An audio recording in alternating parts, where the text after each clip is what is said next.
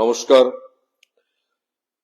আজকে সকালবেলায় আমি একটা মেসেজ দিয়েছিলাম যে বর্তমান বাংলাদেশের রাজনৈতিক সংকট এবং সে দেশের সংখ্যালঘু হিন্দু সম্প্রদায়ের নিধনকে নিয়ে আমি আজকে রাত্রি 9টার সময় লাইভে আসব এবং আমি আপনাদের কাছে আমার কিছু কথা শেয়ার করব, যেগুলো একজন সনাতন হিন্দু ভারতীয় হিসাবে আমার স্বাভাবিক দায়িত্ব এবং কর্তব্য বলে মনে হয়েছে।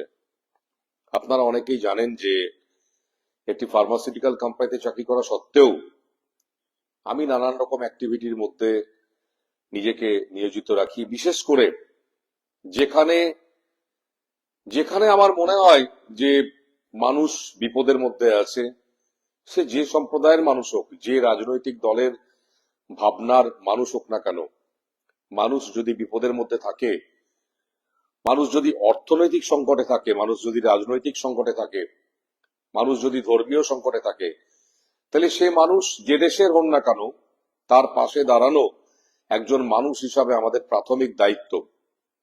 আমাদের বাংলা ভাষায় একজন কবি ছিলেন, কবি চণ্ডীদাস।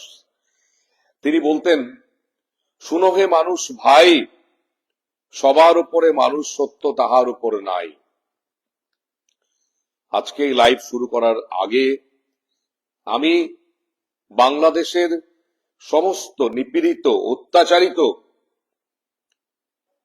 গৃহহীন, সম্পদহীন সেই সমস্ত সংখ্যালঘু সনাতন হিন্দু ভাই বোনেদের কাছে করজোড়ে ক্ষমা চেয়ে নেব যে একজন ভারতীয় হিন্দু হয়ে শুধুমাত্র সোশ্যাল নেটওয়ার্কেই বিপ্লব করছি, আপনাদের পাশে গিয়ে দাঁড়াতে পারিনি।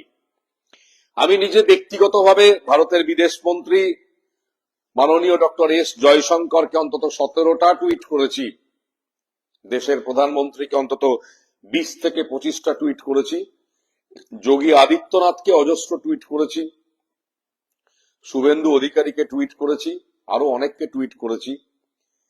সারা পৃথিবীর সমস্ত হিন্দু সম্প্রদায়ের মানুষকে ঐক্যবদ্ধ হয়ে বাংলাদেশের নিপীড়িত, নির্যাতিত মানুষদের পাশে থাকার জন্য আহ্বান জানিয়েছি।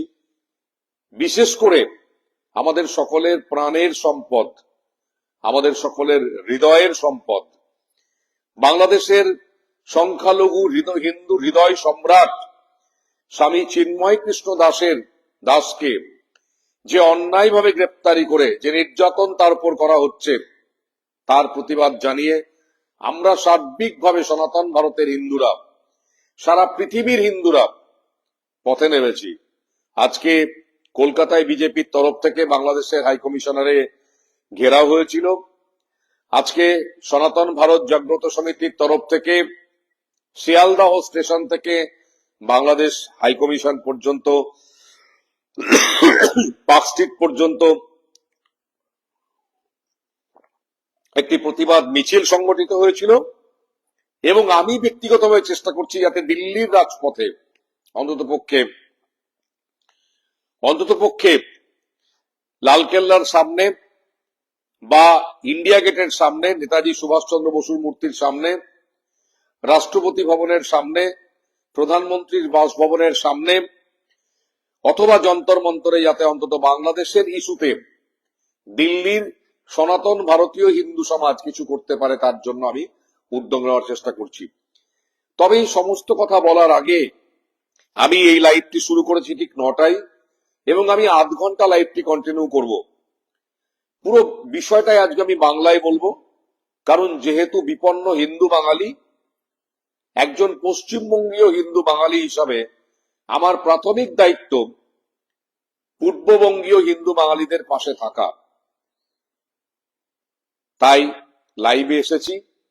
যারা আমার লাইভ দেখছেন, স্বরূপ মণ্ডল, সুদীপ দে, তাদের প্রত্যেকে আমি জিজ্ঞেস করব যে আমার কথা যদি পরিষ্কার করে শোনা যায় এবং আমাকে যদি চোখে দেখা যায়, তাহলে আপনারা স্ক্রিনে লিখবেন, হ্যাঁ আপনাকে শোনা যাচ্ছে, হ্যাঁ আপনাকে দেখা যাচ্ছে। কেননা আমি এই ব্লুটুথ ছেড়ে এই মাইক্রোফোন লাগিয়ে প্রথমবার লাইভ করছি, এটা আমার ঠিক প্র্যাকটিসে নেই। ফলে যদি আপনারা আমার লেখা, আমার কথা শুনতে পান এবং যদি আমার আওয়াজ আপনাদের কানে পৌঁছয়, যদি আপনারা আমাকে দেখতে পেয়ে থাকেন, যদি লাইভের কোথাও কোনো রকম ভাবে কণ্ঠস্বরের গাফিলতি না থাকে, তাহলে দয়া করে লিখবেন যে হ্যাঁ আপনাকে শোনা যাচ্ছে, হ্যাঁ আপনাকে দেখা যাচ্ছে। আর যারা যতক্ষণ লাইভে থাকবেন তাদের প্রত্যেককে বলবো ঠিক 9:30 আমি লাইভ শেষ করব, ফলে আপনারা অন্তত পক্ষে 9:30 পর্যন্ত লাইভে থাকবেন। এই আধ ঘন্টা সময়টুকু আমাকে দিন। এই আধ ঘন্টা সময়টুকুর মধ্যে আমি আপনাদেরকে চেষ্টা করব ঐতিহাসিকভাবে আজকের বাংলাদেশের পরিস্থিতির কারণ ব্যাখ্যা করতে, তা থেকে মুক্তির জন্য আমরা কি করতে পারি তার পথ খুঁজে বের করতে, এবং কেন্দ্রীয় স্তরে, ভারতীয় স্তরে, রাজনৈতিক স্তরে কিভাবে কি করলে আমরা অন্তত পক্ষে এগিয়ে যেতে পারবো তাই নিয়ে কিছু কথা বলতে। পরিশেষে যারা আজকে লাইভ দেখছেন তাদের প্রত্যেককে বলবো হিন্দুত্বের স্বার্থে এই লাইভটি আপনার টাইম লাইনে এবং প্রতিটি গ্রুপে শেয়ার করবেন, এটা আমার আন্তরিক অনুরোধ রইল। যারা এই লাইভটি দেখছেন তাদের প্রত্যেককে বলবো, আজকে সকাল 7টায় আমি বাড়ির থেকে বেরিয়েছিলাম, সকাল 10টায় আমার দিল্লি আসার ফ্লাইট ছিল, আমি দুপুর 12:30টায় দিল্লিতে নেমেছি, 2:30টার সময় অফিস গেছি, অফিস থেকে 6টার সময় আমার দিল্লির ফ্ল্যাটে ফেরত এসেছি। সারাদিনের প্রচন্ড ক্লান্তি ছিল, তারপরও আমার মনে হয়েছে যে আজকে লাইভ করে এই অবস্থার পরিপ্রেক্ষিতটাকে বুঝিয়ে বলা একজন সনাতন হিন্দু ভারতীয় হিসাবে আমার দায়িত্বের মধ্যে পড়ে। ফলে আমি লাইভ নিয়ে বসেছি। আপনাদের অনুরোধ আমার সঙ্গে থাকবেন, আপনারা মন্তব্য করবেন, কোনো প্রশ্ন জিজ্ঞাসা থাকলে আমাকে বলবেন। আমি চেষ্টা করব যে আপনাদের প্রত্যেকের প্রশ্নের উত্তর দিতে। একজন আমাকে লিখছেন যে বাংলাদেশ নিয়ে আপনারা তো মাথা ব্যথা কেন? বাংলাদেশ নিয়ে আমার বিন্দুমাত্র মাথা ব্যথা নেই। আমার মাথা ব্যথা বাংলাদেশে অত্যাচারিত হিন্দু ভাই, হিন্দু বোনেদের নিয়ে। কারণ জন্মসূত্রে যারা হিন্দু তাদের প্রত্যেকের রক্ষার দায়িত্ব আমাদের। তাই তোমাকে বলছি, আমাদের দায়িত্ব বাংলাদেশের প্রতিটি হিন্দু ভাই এবং প্রতিটি হিন্দু বোনকে রক্ষা করা। বাংলাদেশ চুলোয় যাক, আমার কোনো মাথা ব্যথা নেই। আজকে বাংলাদেশের যে রাজনৈতিক সংকট, তার শুরু হয়েছিল 1905 খ্রিস্টাব্দে। একটু আমাদেরকে 119 বছর আগে ফিরে যেতে হবে। 119 বছর আগে না ফিরে গেলে, ইতিহাস না জানলে আপনারা বুঝতে পারবেন না, জয় শ্রীরাম, আপনারা বুঝতে পারবেন না যে কেন আজকের এই সংকট। ঢাকার নবাব সেলিমুল্লাহ, আপনাদের জেনে রাখা ভালো যে মুর্শিদ কুলি খাঁ মুর্শিদাবাদে, মুর্শিদ কুলি খাঁ একজন লিখছেন যে আমি নাকি উগ্রবাদী হিন্দু। হ্যাঁ, আমি উগ্রবাদী হিন্দু, কিন্তু কোন মুসলিমকে আমি মারি না। মুসলিম আমার ভাই, আমার বন্ধু, এবং বাংলাদেশে অজস্র হিন্দু মুসলিম আছে যারা আমার ভাই, যারা আমার বন্ধু, তাদেরকে আমি হৃদয় দিয়ে ভালোবাসি। তাদের মধ্যে কেউ কেউ দিল্লি এসে আমার ফ্ল্যাটে থাকে। এবং বাংলাদেশের প্রতিটি মুসলিম খারাপ নয়। আমি বলবো 90% মুসলিম ভালো। তোমাদের মতো 10% মুসলিম আছে যারা জেহাদি, যারা জামাতি, এবং যারা ইসলামের নামে, শান্তির নামে, আল্লাহের নামে হিন্দুদেরকে তোমরা কতল করছো। কারণ তোমাদের শরিয়াতি আইন প্রতিষ্ঠা করা তোমাদের লক্ষ্য। যাকে আমি কথায় আসি, 1905 খ্রিস্টাব্দে ঢাকার নবাব Salimullah Indian union of Muslim league নামক রাজনৈতিক দলটি প্রতিষ্ঠা করেছিলেন। তিনি উৎসাহী হয়েছিলেন আলিগড়ের নবাব স্যার সৈয়দ আহমদ খানের থেকে। এই সৈয়দ আহমদ খান আমাদের ভারতীয় রাষ্ট্রে প্রথম দ্বিজাতি তত্ত্বের বীজটি পুঁতেছিলেন, যিনি আলিগড়ে মুসলিম বিশ্ববিদ্যালয় স্থাপন করেছিলেন। যদিও সেটি এখন আর মুসলিম বিশ্ববিদ্যালয় নেই, সেটা এখন কেন্দ্রীয় সরকার অধিকৃত বিশ্ববিদ্যালয়। তবে ঢাকার নবাব মোহাম্মদ সেলিমুল্লাহ 1905 খ্রিস্টাব্দে যে মুসলিম লীগ স্থাপন করেছিলেন তার একটা কারণ ছিল। কারণটা হচ্ছে 1903 খ্রিস্টাব্দে তৎকালীন ভারতের বড়লাট লর্ড কার্জন তিনি ঢাকা সফরে গেছিলেন। আপনারা অনেকেই জানেন যে মুর্শিদাবাদের আগে বাংলা, বিহার, উড়িষ্যার নবাবী ঢাকায় ছিল, যেহেতু ঢাকা বাংলা, বিহার, উড়িষ্যার মধ্যে সব থেকে বড় শহর ছিল। কিন্তু মুর্শিদ কুলি খাঁ যখন ঢাকা থেকে নবাবী মুর্শিদাবাদে সরিয়ে নিয়ে আসেন, তখন ঢাকা পিছিয়ে পড়ে, অটোমেটিক্যালি মুর্শিদাবাদ এগিয়ে যায় এবং মুর্শিদাবাদ এগোনোর সঙ্গে সঙ্গে ব্রিটিশরা আসায় কলকাতা এগিয়ে যায়। মুর্শিদাবাদ এবং কলকাতা যখন এগিয়ে যায় তখন ঢাকা পিছিয়ে পড়ে। ব্রিটিশ ভারতে মুর্শিদাবাদে মহারাজা মনীন্দ্রচন্দ্র নন্দী, কাশিম বাজারের মহারাজা, নাটোরে রানী ভবানী এবং কলকাতায় রাজা রামমোহন রায়, ঈশ্বরচন্দ্র বিদ্যাসাগরের নেতৃত্বে সার্বিকভাবে বাংলায় রেনেসাঁস শুরু হয়। এই রেনেসাঁসের প্রভাব ঢাকাতেও পড়ে, কিন্তু 1921 খ্রিস্টাব্দের আগে ঢাকায় কোনো বিশ্ববিদ্যালয় তৈরি হয়নি। 1854 খ্রিস্টাব্দে বড়লাট লর্ড হার্ডিঞ্জের পরিকল্পনায় কলকাতায় বিশ্ববিদ্যালয় স্থাপনের যে কারণ তৈরি হয়েছিল, আমি ভুল বললাম, লর্ড কর্নওয়ালিসের সময়, তখন ঈশ্বরচন্দ্র বিদ্যাসাগরের উদ্যোগে দ্বারভাঙার মহারাজার দেওয়া টাকায়, মহারাজা মনীন্দ্রচন্দ্র নন্দীর দেওয়া টাকায়, নাটোরের রানী ভবানীর দেওয়া টাকায় কলকাতায় বিশ্ববিদ্যালয় স্থাপিত হয়েছিল। সেটা 1854 খ্রিস্টাব্দ। 1857 খ্রিস্টাব্দে বঙ্কিমচন্দ্র চট্টোপাধ্যায় সেই বিশ্ববিদ্যালয় থেকে প্রথম গ্র্যাজুয়েট হয়ে বেরিয়ে এসেছিলেন। সেই সময় ঢাকায় যারা নবাব বংশীয় ছিলেন তারা দেখেছিলেন যে সারা ভারতবর্ষের সমস্ত ক্রিমটুকু কলকাতা খেয়ে নিচ্ছে। প্রথমে মুর্শিদাবাদ, তারপরে কলকাতা। যদিও মুর্শিদাবাদ 72% মুসলিম অধ্যুষিত জনগোষ্ঠী ছিল এবং কলকাতা খুব স্বাভাবিকভাবেই ছিল হিন্দু অধ্যুষিত এলাকা। এবং এই কলকাতা যে এলাকার মধ্যে ছিল সেই 24 পরগনা, তার একটি ছিল কিন্তু বর্তমানের খুলনা এবং কিশোরগঞ্জ। এইবারে ঢাকার নবাব সলিমুল্লাহ, যিনি ঢাকার চতুর্থ নবাব 1901 থেকে 1915, তিনি 15 বছর ঢাকায় নবাবী করেছিলেন। তিনি ঢাকা শহরকে এগিয়ে নিয়ে যাওয়ার জন্য একটি পরিকল্পনা করেছিলেন। সেই পরিকল্পনার অঙ্গ হিসাবে তিনি Indian union of Muslim league নামক রাজনৈতিক দলটি স্থাপন করেছিলেন, যে দলটি কংগ্রেস এবং ব্রিটিশের পরোক্ষ মদতে মুসলিমদের জন্য স্বায়ত্ত শাসনের জন্য লড়াই করা চালু করে এবং ভারতবর্ষকে দ্বিখণ্ডিত তথা ত্রিখণ্ডিত করবার চক্রান্ত তখন থেকেই শুরু হয়। মৌলানা ভাসানী, মৌলানা আব্দুল ওদুদ, মৌলানা আব্দুল কাজী, কাজী নজরুল ইসলাম, এদের জন্মের অনেক আগে বাংলাদেশের মাটিতে দ্বিজাতি তত্ত্বের বীজ পতন করা শুরু হয়ে গেছিল। ঢাকার নবাব সলিমুল্লাহ 1905 খ্রিস্টাব্দে বড়লাট লর্ড কার্জনকে খুব বড় করে ঢাকায় বরণ করেছিলেন এবং তিনি বলেছিলেন যে পূর্ববঙ্গ অবহেলিত, পশ্চিমবঙ্গ এগিয়ে চলেছে, বর্ধমান এগিয়ে চলেছে, মেদিনীপুর এগিয়ে চলেছে, আসানসোল এগিয়ে চলেছে, কলকাতা এগিয়ে চলেছে, নদিয়া এগিয়ে চলেছে, মুর্শিদাবাদ এগিয়ে চলেছে, বীরভূম এগিয়ে চলেছে, বাঁকুড়া এগিয়ে চলেছে, ধানবাদ এগিয়ে চলেছে, কিন্তু ঢাকা এগোচ্ছে না, খুলনা এগোচ্ছে না, বরিশাল এগোচ্ছে না, ময়মনসিংহ এগোচ্ছে না, নাটোর এগোচ্ছে না, যশোর এগোচ্ছে না, গোপালগঞ্জ এগোচ্ছে না, কিশোরগঞ্জ এগোচ্ছে না।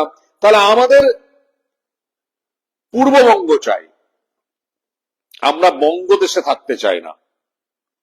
এবং মুসলিমদের ক্ষমতাকে কাছে রেখে মুসলিমদেরকে হাতের মুঠোয় রাখার জন্য দ্বিজাতি তত্ত্বের এই বীজটিকে লুফে নিয়েছিলেন লর্ড কার্জন। তিনি 1905 খ্রিস্টাব্দে বঙ্গভঙ্গ চালু করেছিলেন। এই যে লর্ড কার্জনের ডিভাইড অ্যান্ড রুল পলিসি, দুটো পার্টে ভেঙে দেওয়া, তার ফলশ্রুতিতে ভারতবর্ষের মাটিতে প্রথম হিন্দু মুসলমানের মধ্যে বিরোধ লেগেছিল। তার আগে যদি আমরা 500 বছরের মুসলিমদের ইতিহাস দেখি, তাহলে আওরঙ্গজেবের ঘটনা বা সম্রাট আকবরের পিরিয়ড বা জাহাঙ্গীরের পিরিয়ড বা শাহজাহানের পিরিয়ড বা অন্যান্য মুঘল শাসনের পিরিয়ডে যাই হয়ে থাক না কেন, সামগ্রিকভাবে ভারতবর্ষে হিন্দু মুসলমানের মধ্যে বিরোধটা কিন্তু ছিল না। এই কাজটা করেছিলেন লর্ড কার্জন, এবং সেটা করেছিলেন তিনি ঢাকার নবাব সেলিমুল্লাহের প্ররোচনায়। যদিও ঋষি অরবিন্দ, দেশবন্ধু চিত্তরঞ্জন দাস, ভগ্নী নিবেদিতা, বিপিন চন্দ্র পাল এবং রবীন্দ্রনাথ ঠাকুরের নেতৃত্বে দীর্ঘ 6 বছরের আন্দোলনের পরে হিন্দু মুসলমান আবার এক হতে পেরেছিল এবং 1911 খ্রিস্টাব্দে বঙ্গভঙ্গ রদ হয়ে গেছিল। 1911 খ্রিস্টাব্দে বঙ্গভঙ্গ রদ হয়ে যাওয়ার পরে বাংলার যে মূলত শাসন ব্যবস্থা, সেই শাসন ব্যবস্থায় ঢাকা কেন্দ্রিক মুসলিমদের যে প্রেসার সেটা অনেকটা কমে এসেছিল। তার পরিপ্রেক্ষিতে তারা কলকাতায় ঢাকার নবাব সেলিমুল্লাহর একটা বাড়ি ছিল, যেটা পরবর্তীকালে বাংলাদেশের হাইকমিশনে পরিণত হয়। 1915 খ্রিস্টাব্দে সেই বাড়ির থেকে তারা আবার একটা জেহাদি আন্দোলন শুরু করেছিল। 1941 খ্রিস্টাব্দে মৌলানা আবুল মদুদি তিনি জামাতে ইসলাম দলটি প্রতিষ্ঠা করেছিলেন। তার এই জামাতে ইসলাম দলের মূল লক্ষ্যই ছিল ভারতবর্ষে শরিয়াতি আইনের প্রতিষ্ঠা করা। তিনি সফল হননি, কিন্তু 1941 খ্রিস্টাব্দে তিনি সফল না হলেও তার এই যে জামাতে ইসলামের প্রভাব কিন্তু পূর্ববঙ্গীয় বাংলাদেশিদের মধ্যে, মানে পূর্ববঙ্গীয় মুসলিমদের মধ্যে পড়েছিল। আমি একবারও বলিনি যে পূর্ববঙ্গীয় মুসলিমরা মৌলবাদী ছিল, আমি একবারও বলিনি যে বাংলাদেশের মুসলিমরা মৌলবাদী ছিল, বরঞ্চ আমি এখনো বলি 90% বাংলাদেশি মুসলিম অনেক বেশি ধর্মনিরপেক্ষ, এবং তাদের মধ্যে অজস্র মুসলিম আছে যারা হিন্দুদেরকে নিয়ে চলতে চায়, হিন্দুদের সঙ্গে থাকতে চায়। আমি অনেককে ব্যক্তিগতভাবে চিনি যারা ভারতবর্ষের একটা প্রভিন্স হিসাবে বাংলাদেশকে রাখতে চায়, কারণ তারা জানে যে ভারত থেকে তাদের খাবার যায়, ভারত থেকে তাদের ওষুধ যায়, ভারত থেকে যাদের পুস্তক যায়, ভারত থেকে তাদের জল যায়, ভারত থেকে তাদের বাণিজ্য রপ্তানি সমস্ত কিছু হয়, এবং ভারতবর্ষের ফার্মাসিউটিক্যাল কোম্পানির তৈরি ওষুধের ভিত্তিতে বাংলাদেশ বেঁচে আছে। আর কলকাতা শহরের, চেন্নাইয়ের, মুম্বাইয়ের হাসপাতালগুলোর কারণেই বাংলাদেশের মানুষ বেঁচে আছে। ফলে তারা কখনো কোনোভাবে আলাদা হতে চায়নি। কিন্তু কিছু মানুষ তো থাকেই যারা রাজনৈতিক ক্ষমতার পেছনে দৌড়ই। আমাদের দেশে ছিলেন জওহরলাল নেহরু, আমাদের দেশে ছিলেন সর্দার বল্লভ ভাই প্যাটেল, আমাদের দেশে এবং পশ্চিম পাকিস্তানে ছিলেন মোহাম্মদ আলী জিন্নাহ। এই সবাই কিন্তু মৌলানা ভাসানীর মতো ভালো লোক নয়। এদের মধ্যে 1941 খ্রিস্টাব্দেই ঠিক হয়ে গেছিল যে মুসলিমদের জন্য একটি রাষ্ট্র চাই। সেই কারণে এরা 1946-এ লড়কে লেঙ্গে পাকিস্তানের আওয়াজ তুলেছিল। লাহোর অধিবেশনে পাকিস্তান পাশ হয়ে গেছিল, কংগ্রেস চাইলে তা রোধ করতে পারত, চাইনি। যারা আমাকে এতক্ষণ বলছিলেন যে বাংলাদেশ নিয়ে আমার মাথা ব্যথা কেন, এবারে আমি তাদেরকে বলি, আজকে আপনার বাড়ি কলকাতায়, একটু ঠান্ডা মাথায় ভেবে দেখুন, আপনার বাড়ি কলকাতায়, আপনি হিন্দু এবং কোনো কারণে কলকাতা পূর্ববঙ্গ বা বাংলাদেশের মধ্যে চলে গেল, আপনি জন্মসূত্রে কলকাতার মানুষ, আপনার অপরাধ কি? আপনি কেন আপনার নিজের জমি বাড়ি বিক্রি করে কলকাতা থেকে বর্ধমানে আসবেন বা বিহারে আসবেন বা ঝাড়খণ্ডে আসবেন বা উত্তরপ্রদেশে আসবেন?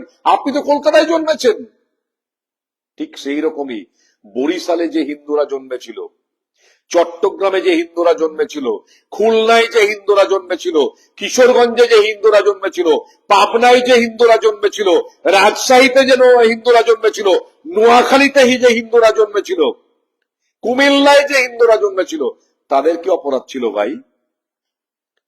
1947 সালে যখন দেশ ভাগ হলো, তখন ভারত সরকারের সঙ্গে সম্পূর্ণভাবে ব্রিটিশ, কংগ্রেস এবং পশ্চিম পাকিস্তান, পূর্ব পাকিস্তানের চুক্তি হয়েছিল যে যদি কোনো হিন্দু অথবা সংখ্যালঘু, যে জাতিসূত্রে হিন্দু অথবা শিখ অথবা জৈন অথবা বৌদ্ধ, যদি বাংলাদেশে অর্থাৎ পূর্ব পাকিস্তানে বা পশ্চিম পাকিস্তানে নিজেকে রাজনৈতিক, অর্থনৈতিক বা ধর্মীয় ভাবে দুর্বল প্রতিপন্ন বলে মনে হয়, তাহলে সে ভারতবর্ষে আসতে পারবে। সেই সূত্র মেনে 1947 থেকে 1955 পর্যন্ত অনেক মানুষ ভারতবর্ষ চলেও এসেছিল। কিন্তু ঘটনা হচ্ছে, আমি কলকাতায় থাকি, আমার কলকাতায় বাড়ি আছে, আমার কলকাতায় চাকরি আছে, আমার কলকাতায় জমি আছে, আমার কলকাতায় পরিবার আছে, আমার কলকাতায় আত্মীয় আছে, আমার কলকাতায় সরকার আছে, আমার কলকাতায় সমাজ আছে, আমার কলকাতায় বন্ধু আছে। হঠাৎ করে রাজনৈতিক নেতারা ডিসাইড করে দেবে কলকাতাটা বাংলাদেশে চলে যাবে, আর আমি কলকাতা ছেড়ে দিল্লিতে চলে আসবো। কেন আসবো? আমি তো আসবো না। আমার ভোট নিয়ে, আমার মতামত নিয়ে তো কলকাতাকে বাংলাদেশে পাঠানো হয়নি। একই রকম ভাবে বাংলাদেশের 3,33,00,000 হিন্দু বলেছিল যে আমরা এই দেশেই থাকবো, এবং তাদের কথা শুনে মৌলানা ভাসানী পূর্ব পাকিস্তান নাম না দিয়ে 1947 থেকে 1955 পর্যন্ত 8 বছর বাংলাদেশের যে মহাপণ্ডিত ঐতিহাসিকরা আমাকে গালাগালি দেন, তারা লিখে নিন, ইতিহাসটা একটু জেনে নিন। আপনারা তো ইতিহাস জানেন না, আপনারা খালি শিখেছেন শরিয়াতি আইন। একটু আমার থেকে জেনে নিন। 1947 থেকে 1955 খ্রিস্টাব্দ 8 বছর পর্যন্ত পূর্ব পাকিস্তান বলে কিচ্ছু ছিল না। 1947 থেকে 1950 পর্যন্ত ছিল পূর্ববঙ্গ। 1950 খ্রিস্টাব্দের পরে যখন জিয়াউর রহমান প্রেসিডেন্ট হলেন, তখন জবরদস্তি পূর্ববঙ্গকে পূর্ব পাকিস্তানে পরিণত করা হলো, এবং জুলফিকার আলী ভুট্টো 1961 খ্রিস্টাব্দে জবরদস্তি উর্দুকে বাংলাদেশের সরকারি ভাষা করলেন। যদিও 1952 থেকে উর্দু এবং বাংলা দুটোই বাংলাদেশের সরকারি ভাষা ছিল। 1958 খ্রিস্টাব্দে হোসেন সোহরাবর্দী প্রধানমন্ত্রী হয়ে পরিষ্কার করে বলেছিলেন যে এই বাংলা সবার জন্য। একে ফজলুল হক পরিষ্কার করে বলেছিলেন এই বাংলা সবার জন্য। ঠিক যেমন আমরা ভারতীয়রা বলেছিলাম যেখান থেকে মুসলিমরা না গেলে না যেতে পারে, হিন্দুরা এলে আমরা নিয়ে নেব। তাহলে আমরা যখন 21% জমি দিলাম আর মাত্র 6% মুসলিম গেল, আমরা তো প্রতিবাদ করিনি। তাহলে তোমরা কেন সে দেশ থেকে হিন্দুদের তাড়িয়ে দিতে চাইলে? তোমরা কেন মিলেমিশে থাকতে পারলে না? আসলে তোমাদের কাছে জামাতে ইসলামের শরিয়ানি আইন প্রতিষ্ঠা করাটাই লক্ষ্য ছিল, আর এই শরিয়াতি আইনটা তোমরা প্রতিষ্ঠা করতে পারছিলে না। কেন পারছিলে না? কারণ মৌলানা ভাসানী, মৌলানা ওদুদ, কাজী আব্দুল ওদুদ, এই সমস্ত মহান বাংলাদেশি মুসলিম নেতারা ছিল যারা ধর্মীয়ভাবে মুসলিম হলেও হিন্দুদের সঙ্গে নিয়ে থাকতে চাইতো। খুব দুর্ভাগ্যজনক ভাবে 1990 খ্রিস্টাব্দে বাংলাদেশের প্রেসিডেন্ট হলেন হোসেন মোহাম্মদ এরশাহ, দ্বিতীয় হিটলার, এশিয়ার হিটলার, এবং তিনি বাংলাদেশকে মুসলিম রাষ্ট্র বলে ঘোষণা করলেন। হোসেন মোহাম্মদ এরশাদ বাংলাদেশকে মুসলিম রাষ্ট্র হিসেবে ঘোষণা করার হোসেন মোহাম্মদ এরশাদ বাংলাদেশকে মুসলিম রাষ্ট্র হিসেবে ঘোষণা করার পরে বাংলাদেশের হাল আরো খারাপ হয়ে গেল, এবং বাংলাদেশকে বাঁচানোর জায়গা রইল না। কারণ 1975 খ্রিস্টাব্দে বাংলাদেশের সর্বোচ্চ বীর, সর্বশ্রেষ্ঠ বীর মুজিবুর রহমানকে মেরে ফেলা হয়েছে।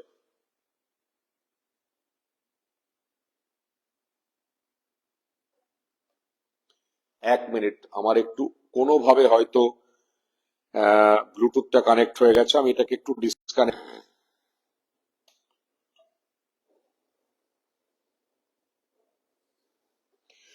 হুসেন মোহাম্মদ এরশাদের হাত থেকে বাংলাদেশকে বাঁচানোর জন্য আওয়ামী লীগের নেতৃত্বে বাংলাদেশে লড়াই চালু হলো। 3,33,00,000 লোক, যাদের মধ্যে 2.5 কোটি ইতিমধ্যেই ভারতবর্ষে চলে এসেছিলেন, তারা আওয়ামী লীগকে সমর্থন করলো এবং আওয়ামী লীগকে সমর্থন করার পরে হিন্দুদের সমর্থন নিয়ে 1996 খ্রিস্টাব্দে হাসিনা বাংলাদেশের প্রধানমন্ত্রী হলেন। তারপরে 2009-এ আবার হাসিনা বাংলাদেশের প্রধানমন্ত্রী হলেন। মাঝখানে বেগম খালেদা জিয়ার নেতৃত্বে কিছুদিনের জন্য জেহাদিদের সরকার তৈরি হয়েছিল। সব থেকে বড় কথা হচ্ছে শেখ হাসিনা ওয়াজেদ প্রধানমন্ত্রী হওয়ার পরে 2009 থেকে 2024 এই 15 বছর ধরে বাংলাদেশে একটা স্থায়ী শাসন ব্যবস্থা তৈরি হলো, হিন্দু মুসলিমের মধ্যে একটা ঐক্যের সম্প্রদায় তৈরি হলো।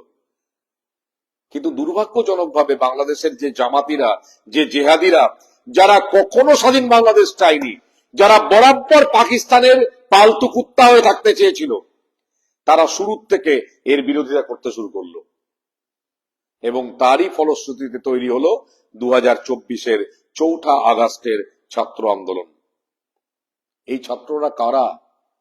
যে ছাত্ররা শেখ হাসিনাকে বাংলাদেশ থেকে বের করে দিল। একবার ভাবুন তো কি এদের ইতিহাস। ঢাকা বিশ্ববিদ্যালয়ের এরা কোন ছাত্র যারা ভারতবর্ষের জাতীয় পতাকার পায়ের ওপর দিয়ে গিয়ে শ্রীমতী ইন্দিরা গান্ধী না থাকলে, ভারতবর্ষের 90,000 সেনা না থাকলে, রবীন্দ্রনাথ ঠাকুর না থাকলে, প্রণব মুখার্জি না থাকলে আপনারা আজকে পাকিস্তানের হাতে পিষে মরতেন।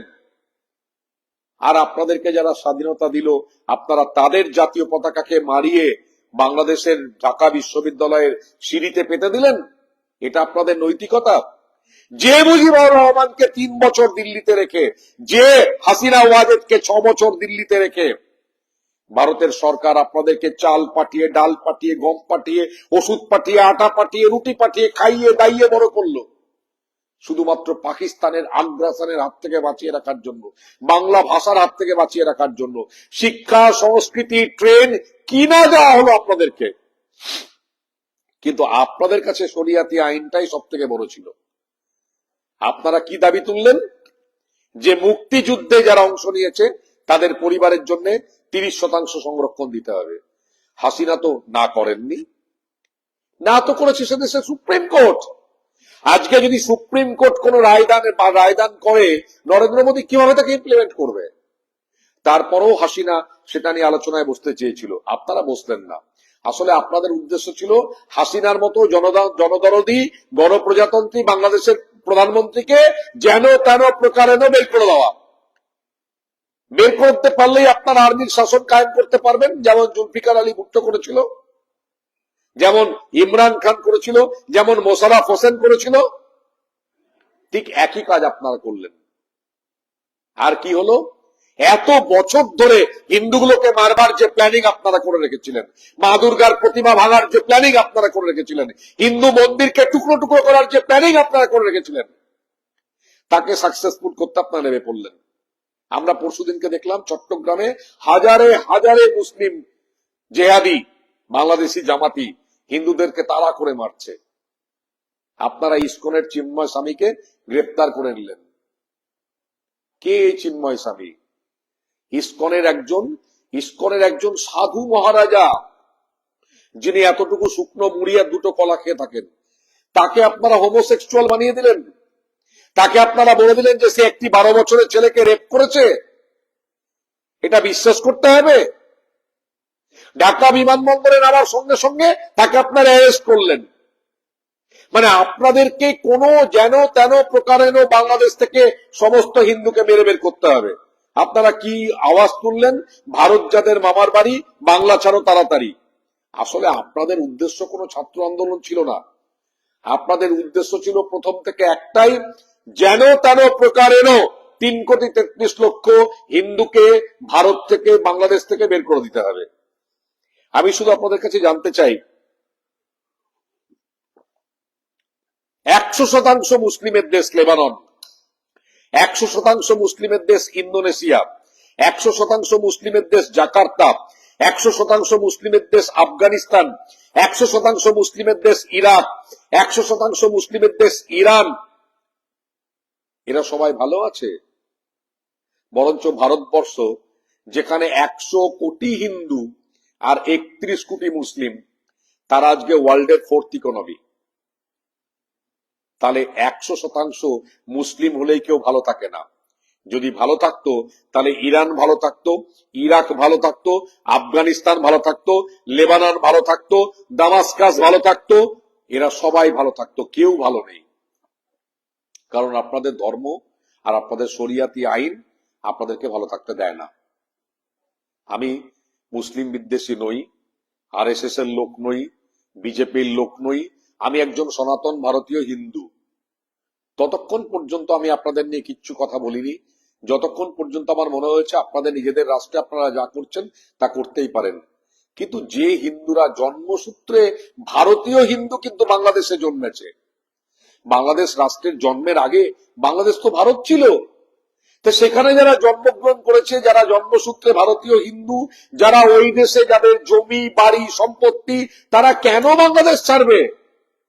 আপনারা বলছেন যেখানে বিজেপি সাম্প্রদায়িক দল, আরএসএস সাম্প্রদায়িক দল, এখানে মুসলিমদের মারা হয়। একটা উদাহরণ দেখান তো, যে উত্তরপ্রদেশ থেকে, পশ্চিমবঙ্গ থেকে, গুজরাট থেকে, বিহার থেকে, মহারাষ্ট্র থেকে, উড়িষ্যা থেকে, আসাম থেকে একজন মুসলিমও হিন্দুদের কাছে মার খেয়ে বাংলাদেশ বা পাকিস্তান পালিয়ে গেছে? যায়নি। কিন্তু 1,30,00,000 হিন্দুর সঙ্গে 70 লক্ষ মুসলিমও ভারতবর্ষে এসছে। কেন জানেন? সুস্থভাবে বাঁচার জন্য। কারণ ওই মুসলিমরাও জানে বাংলাদেশে সুস্থভাবে বাঁচা যাবে না। আপনারা বাংলাদেশের সরকারের প্রধান করে কাকে নিয়ে এলেন? ইউনূসকে, যিনি আদতে প্যারিসে থাকতেন, যিনি বাংলাদেশের ভালো মন্দ নিয়ে কখনো ভাবেননি।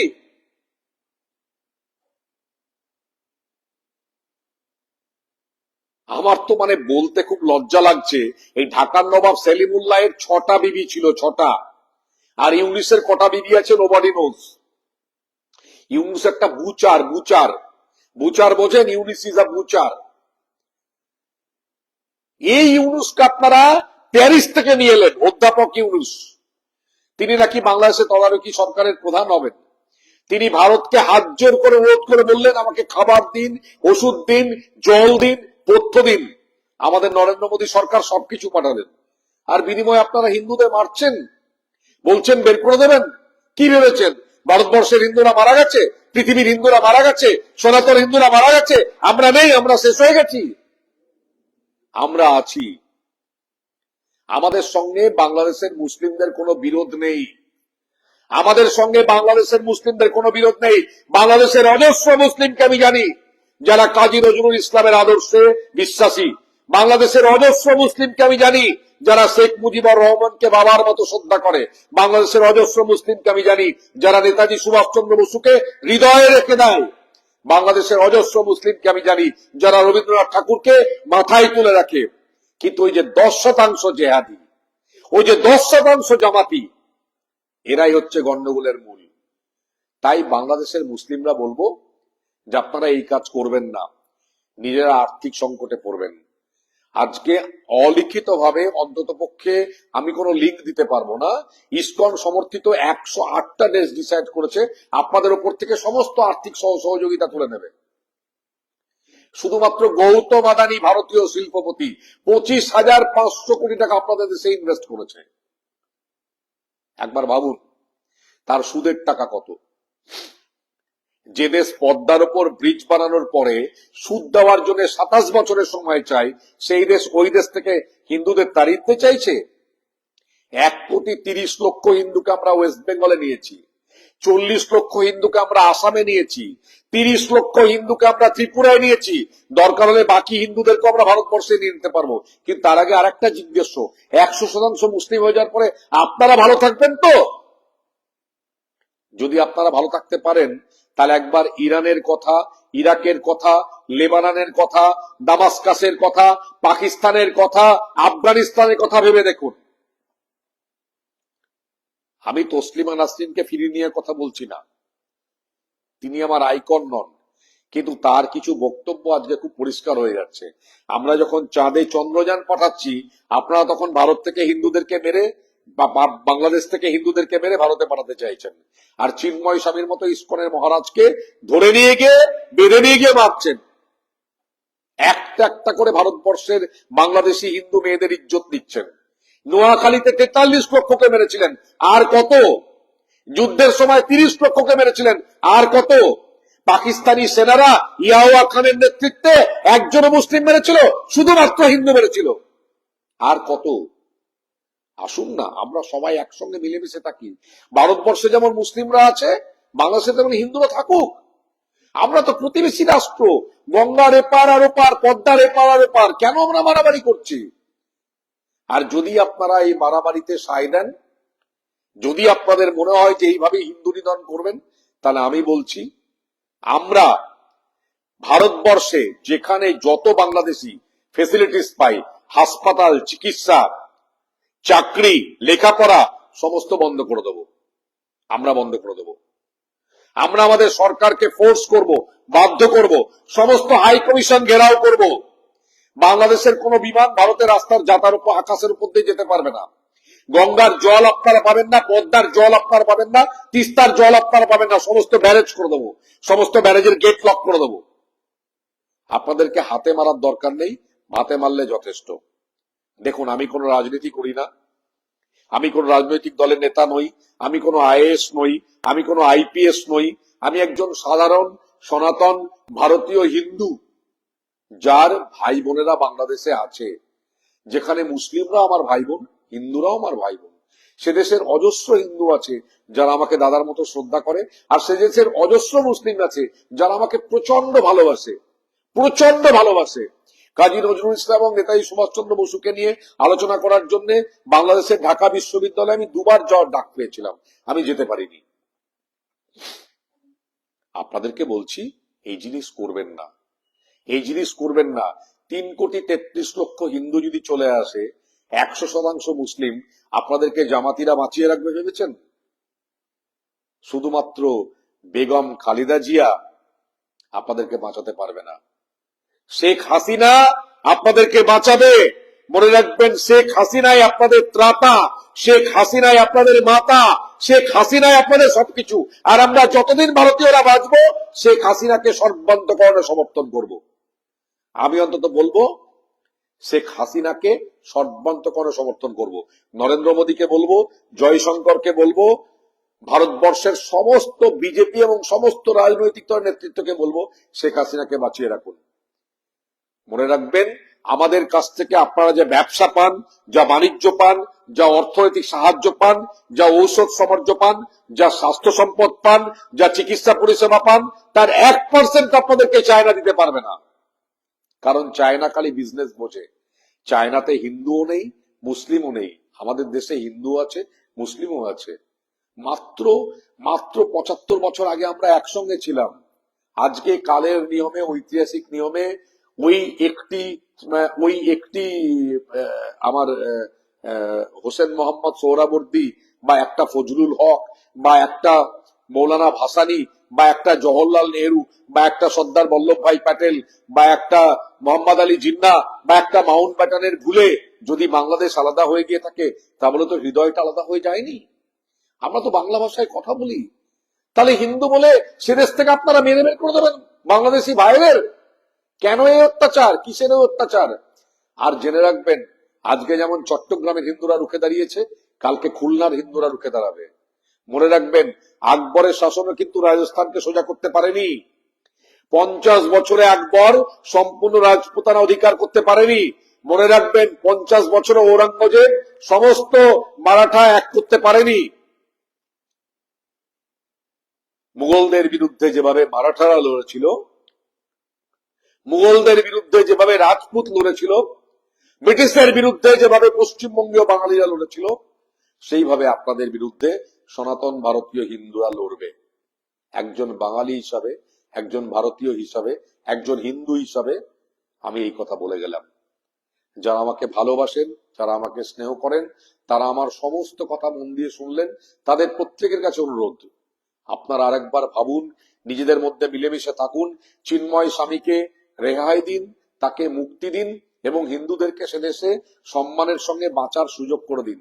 আমরা ভারতবর্ষে মুসলিম আর হিন্দুরা একসঙ্গে মিলেমিশে বাঁচি, আপনারাও সে দেশে হিন্দু আর মুসলিমরা একসঙ্গে মিলেমিশে বাঁচুন, এই আপনাদের কাছে আমার অনুরোধ। বাকি আমার বাংলাদেশের ভাইদের বলবো, বোনেদের বলবো, চিত্ত যেথা ভয় শূন্য, উচ্চ যেথা শির, মাথা উঁচু করে বাঁচো, ভয় পাবে না। মরলে তো একবারই মরবে, বীরের লড়াই লড়েই মরতে হবে। মনে রাখবে, তোমার প্রাণ তোমার, তোমার লড়াই তোমার। তুমি লড়লে আমি সাথে থাকবো, তুমি না লড়লে আমি সাথে থাকতে পারবো না। ফলে চট্টগ্রামের ভাইরা যে সাহস দেখিয়েছ, খুলনার ভাইরা যে সাহস দেখিয়েছ, বরিশালের ভাইরা যে সাহস দেখিয়েছ, রাজশাহীর ভাইরা যে সাহস দেখিয়েছ, পাবনার ভাইরা যে সাহস দেখিয়েছ, তাদেরকে শত শত নমান। সবাই ভালো থাকবেন।